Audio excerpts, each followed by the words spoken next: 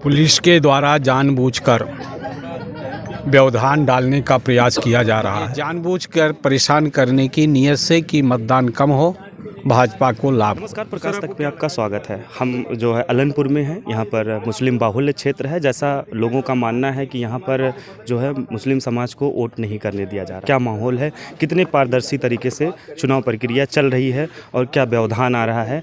Sir, जिस तरीके से मतदान प्रक्रिया शुरू हो गई, सुबह से हो रही है, आपको क्या लग रहा है कि इसमें कुछ गड़बड़ी हो रही है?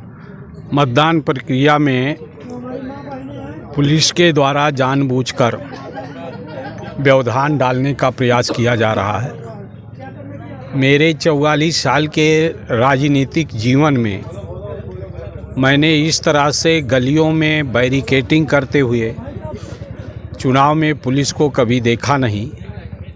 और चुनाव मतदान स्थल से 200 मीटर की दूरी पर मेला सा लगा रहता था और लोग निडर होकर वोट डालने का काम करते थे और यही लोकतंत्र की खूबसूरती था। लेकिन इस बार जिस तरह का भय पैदा करने का काम पुलिस के द्वारा किया गया है, बूथों पर मत डाल करने के लिए रोकने का प्रयास किया जा रहा है। जब आप लोग मीडिया के लोग आ जाते हैं तो उतने देर में छूट मिल जाती है, उसके बाद फिर रुकावट पैदा करने का काम करते हैं। बूथ पर जहाँ जहाँ भी मुस्लिम डोमिनेट इलाका है, बहुत ही सुस्त स्तर पर वोटिंग हो रही है। निश्चित रूप से ये जानबूझकर परेशान करने की नीयत से कि मतदान कम हो, भाजपा को लाभ हो। तो सर, आपको क्या लगता है इसी बूथ पर जहाँ पर मुस्लिम बाहुल्य क्षेत्र है उसी पर ये दिक्कतें आ रही हैं या फिर और कहीं बूथ पर?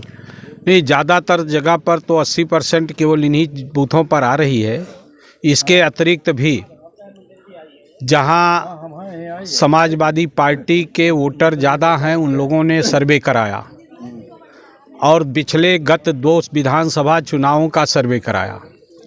उसके आधार पर जिन 233 बूथों पर हमारी जीत हुई थी, उन सभी जगह इस तरह की परेशानी खड़ा करने का काम प्रशासन ने किया है।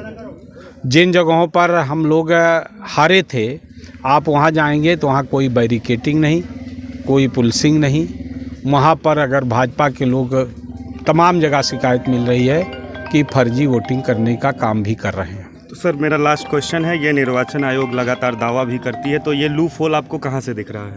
ये निर्वाचन आयोग नियंत्रण नहीं कर रहा है और अधिकारियों को खुली छूट देकर केवल जिला अधिकारी और जिला पुलिस अधीक्षक के चश्मे से वो देखने का काम कर रहे हैं। पॉलिटिकल पार्टी के चश्मे से वो देखने का काम नहीं कर रहे हैं। इसलिए जितनी हमारी शिकायतें होती हैं, डीएम और के द्वारा जो उसकी रिपोर्ट चली जाती है, उसी को सत्य मानकर कोई कार्रवाई नहीं करते। इसलिए कि जो डोला ढोने वाला है वही डोला का हरण कर रहा है। इस तरह की स्थिति आज बनी हुई है। जी, बहुत बहुत धन्यवाद।